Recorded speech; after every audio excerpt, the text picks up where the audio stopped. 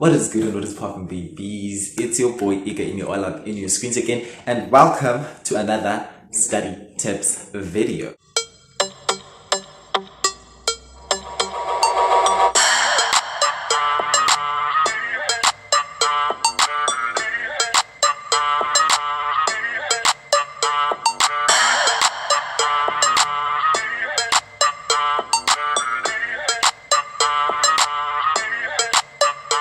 Guys, this video is going to be about how to study many subjects without feeling overwhelmed. Especially when it's exam season, you definitely need these tips to actually go through your exam season without breaking down. So if you haven't checked out my other video on how to get a distinction in physics, please do go check it out. And if you haven't checked out the video on how to study after school when you're tired and study effectively and productively, also check that out. So without any further ado, let's get into this video.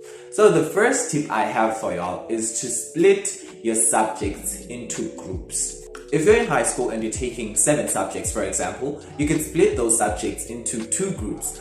The first group being that it has 4 subjects and the other has 3 subjects. Or you could split them into 3 groups, where the first group has 2, the second group has 2, and then the third group has 3 subjects. You get me? But you have to split your subjects into groups because you can't study 7 subjects at once. It's just impossible, not unless you're supernatural. So anyways, when you break down these, or when you divide these subjects into groups, take this into account.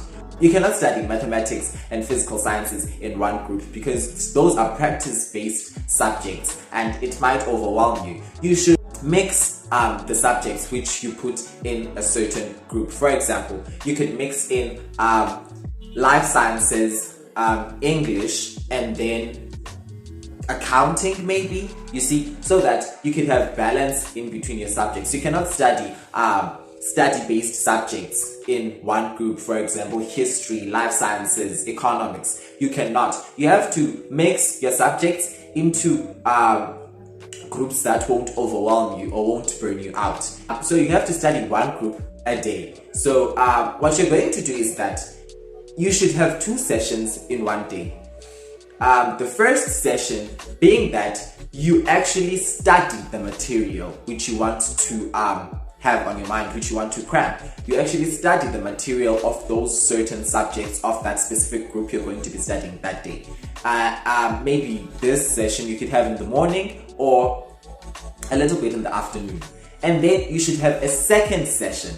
The second session will then be on practicing questions, practicing past papers, practicing exercises on the information which you had been studying earlier. You get me? So you should have 2 sessions in one day. Don't have one session and think, okay, I studied. You can't study today and then do practice questions tomorrow because the likeliness is that you won't even remember all of the stuff. Whereas we want to test your grasping skills here if you know how to actually lock and consume information in your mind. You get me?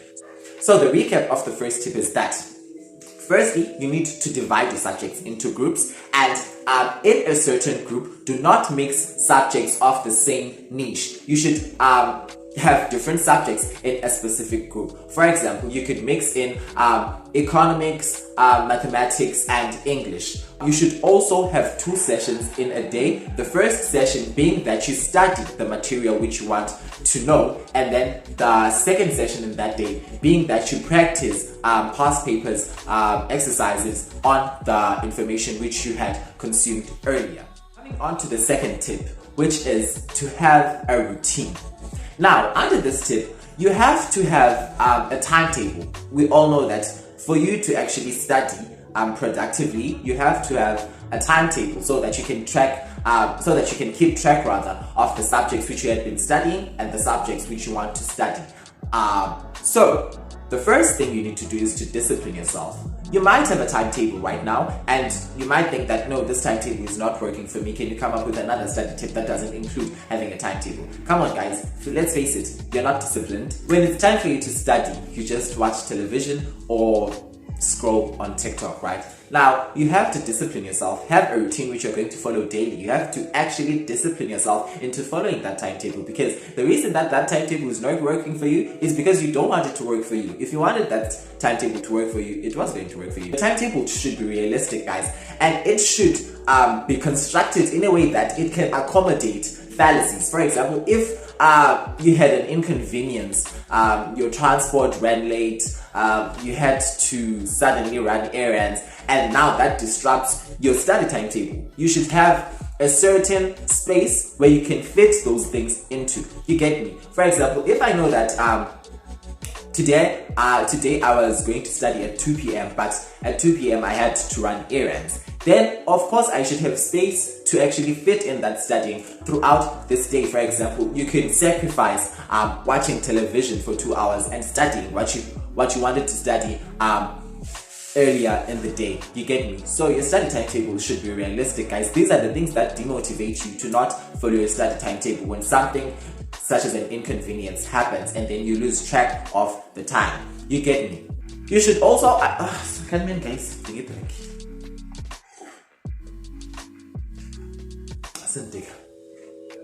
you should also know when you are most productive. Other people are productive in the morning, other people are productive in the afternoon, during the day, or at night. Now, you should identify when you're most productive, because that is when you actually can study and consume information. That is when you can study. It's the only time you can study and actually grasp the information that you want to know. That is when you can be attentive and focus on your study. Now, if you know that you are most productive in the morning, you should study in the morning. If you know that you're most productive in the afternoon, study in the afternoon. And if you know that when you are a night owl, when I was study ebusuku and master your studies, you'll be right. So study tip number 3 is to have techniques. Have techniques, guys. These are the things that just enhance your studying and help you to actually be motivated to study. You get it? So the first thing you could do is to have a study partner. When you have a study partner, it doesn't mean that it's necessary for you all to study together at the same space at the same time. You get me? You can have a study partner that's just going to hold you accountable if you did not study.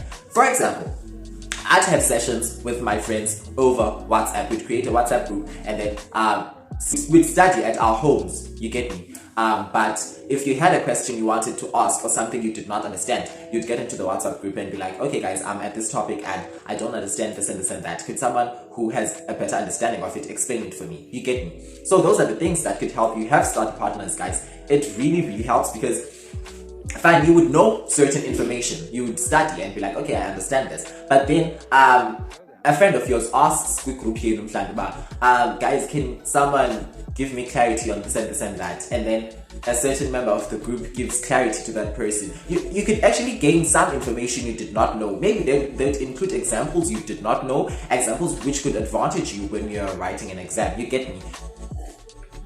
Okay, guys. Number 2, you have to have study breaks. Guys, there's nothing as satisfying as rewarding yourself with a break. Reward yourself with a break.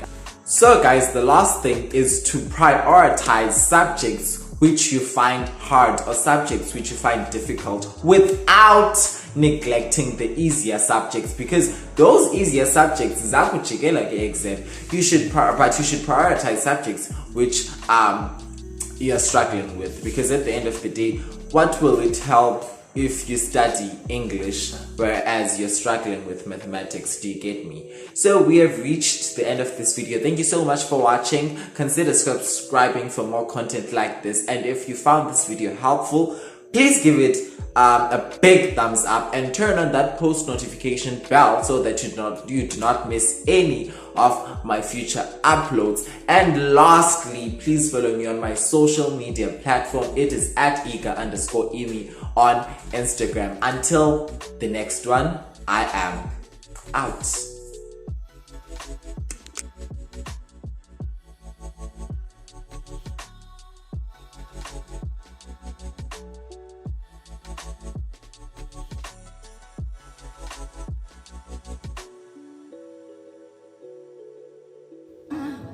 It serves me out